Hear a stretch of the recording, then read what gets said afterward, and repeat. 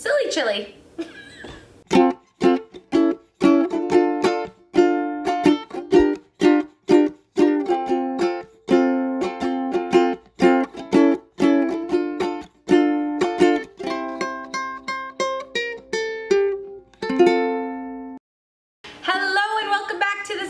Kitchen. Today I am going to show you my recipe for a very comforting bowl of homemade chili. Now wait. Some of you will be like, Sylvia, that's not chili when you're watching this video. I call it chili.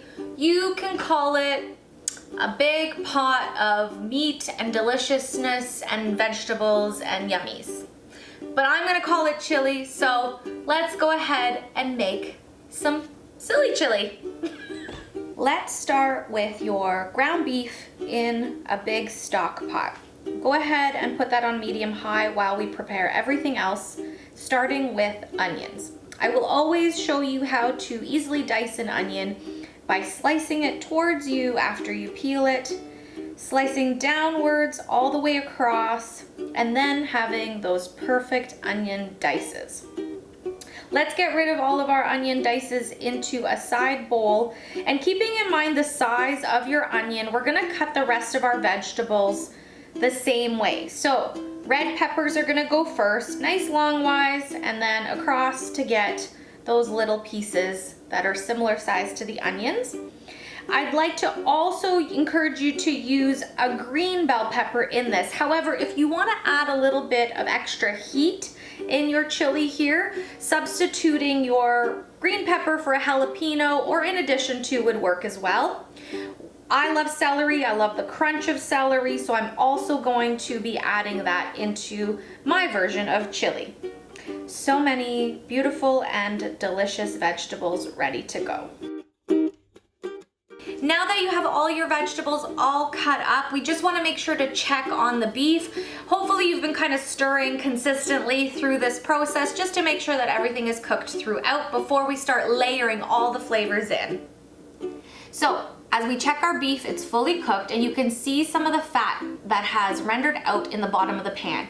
I've used extra lean ground beef, so I'm keeping that flavor in the bottom of the pan. However, you can eliminate some if you have too much.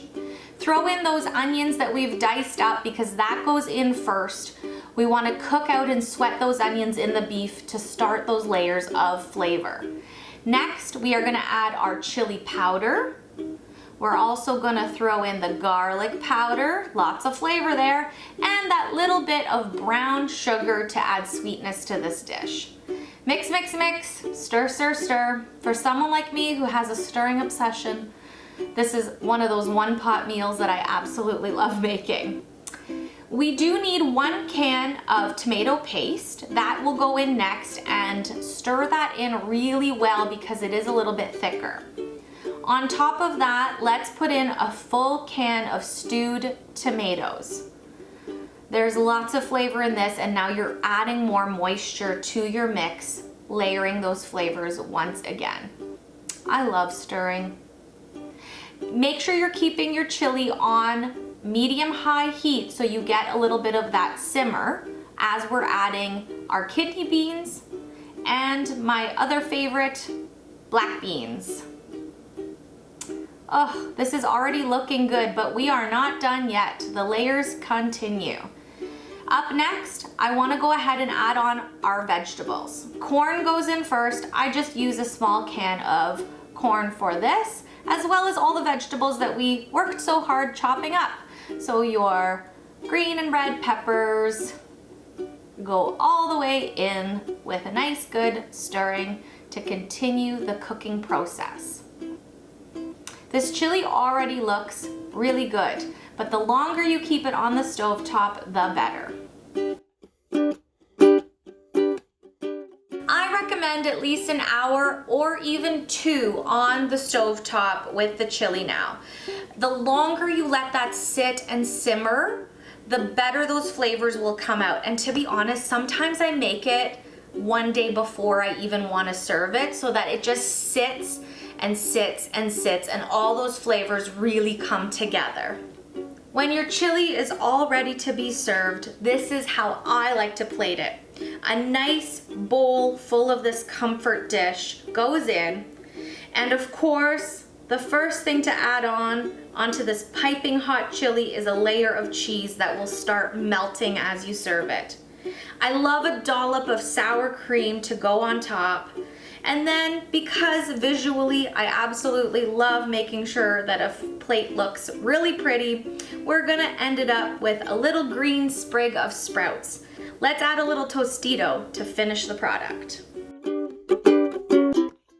I don't know about you, but I'm hungry and I'm ready for a bowl of this silly chili. It is delicious, it is heartwarming, and perfect for fall and winter. Try this at home, let me know what you think, and obviously subscribe to this channel. My heart would be full. Till next time, thank you for watching.